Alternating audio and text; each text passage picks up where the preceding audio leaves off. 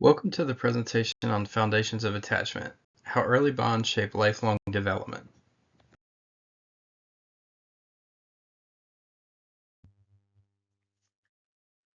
Attachment theory originates from John Bowlby, who emphasized the developmental necessity of a continuous, affectionate caregiver bond and proposed that early relationships shape character and personality development. Van der Horst et al. 2025. Mary Ainsworth expanded Bowlby's framework through systematic observational research, utilizing the strain situation procedure to assess attachment security.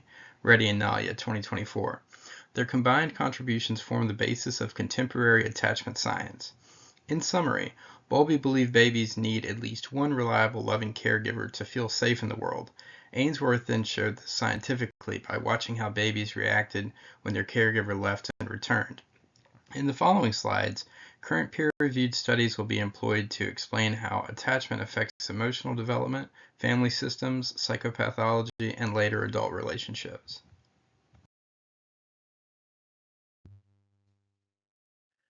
Act 1 begins with the biology of attachment.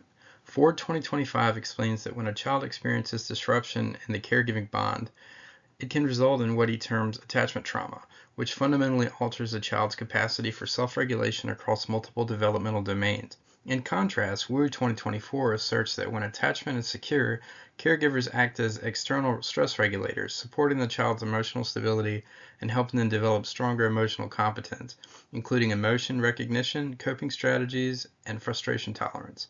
In summary, when the bond with the caregiver is disrupted, the child's whole stress response system can get thrown off.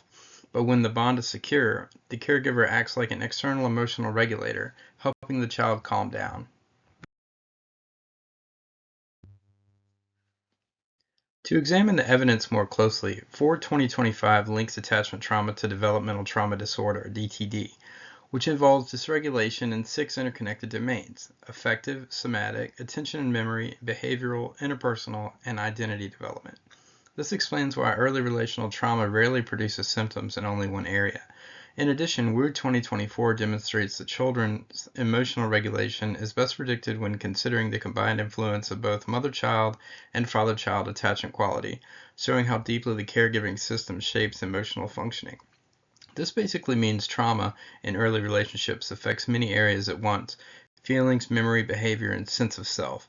Kids do best when both parents provide consistent, secure attachment.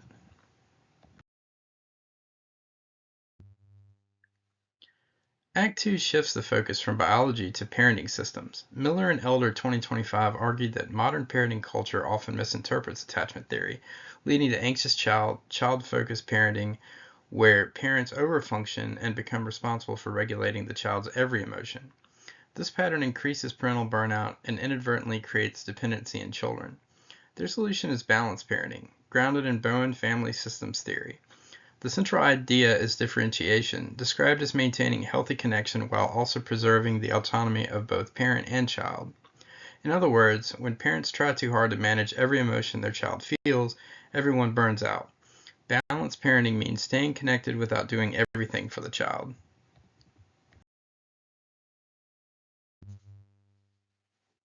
According to Miller and Elder 2025, anxious parenting styles often reinforce cycles of parental guilt and emotional exhaustion. Balanced parenting, however, reduces burnout because it teaches parents to uphold boundaries while still remaining emotionally connected. The balance not only protects the parent's mental health, but also fosters self-reliance and resilience in children by avoiding excessive emotional enmeshment. This is like teaching a child to ride a bike. You're supportive, but you don't hold the handlebars forever. Healthy autonomy protects parents' energy and builds the child's confidence.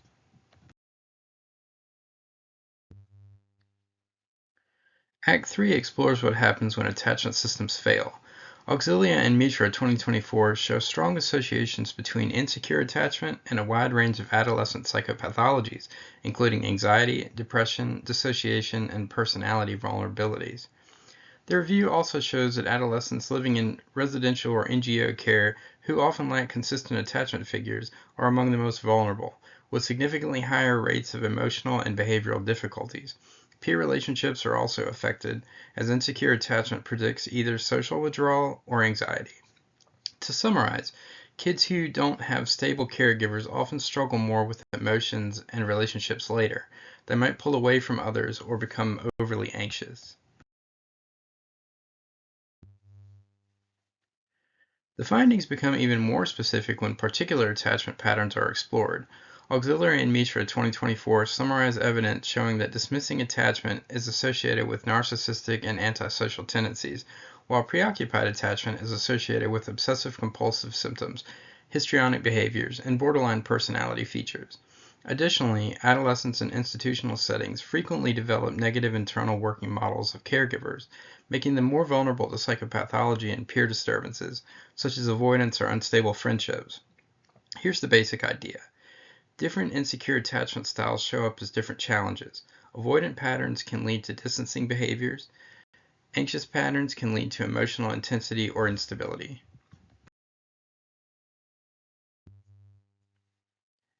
In Act 4, adulthood was examined. As Reddy and Nalia 2024 demonstrate, the attachment patterns formed in infancy and childhood extend into adult romantic relationships.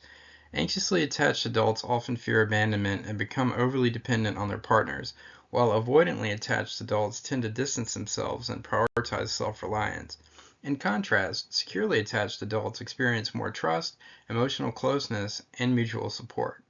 To recap, anxious adults may fear being abandoned, avoidant adults may fear feeling too close, and secure adults tend to balance independence and closeness well.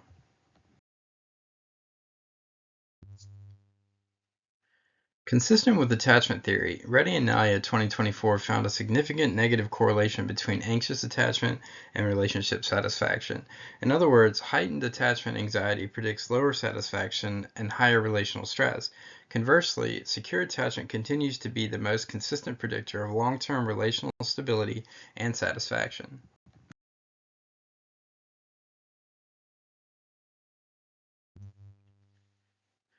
To conclude, the peer-reviewed research we've reviewed shows that secure attachment builds core competencies that support lifelong resilience. Ford 2025, Wu 2024. Balanced parenting, guided by Bowen's concept of differentiation, reduces burnout and promotes autonomy and emotional maturity in children. Miller and Elder 2025.